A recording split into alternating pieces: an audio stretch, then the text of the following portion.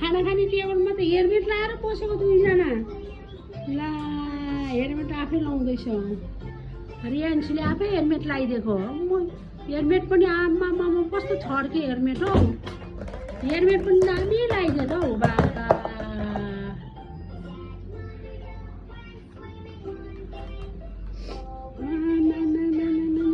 helmet लगाइदिएर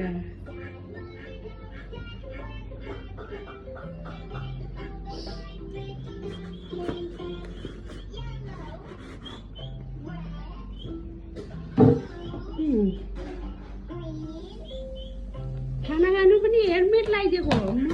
helmet खोल्यो दुईजनाले हेलमेट खोल्यो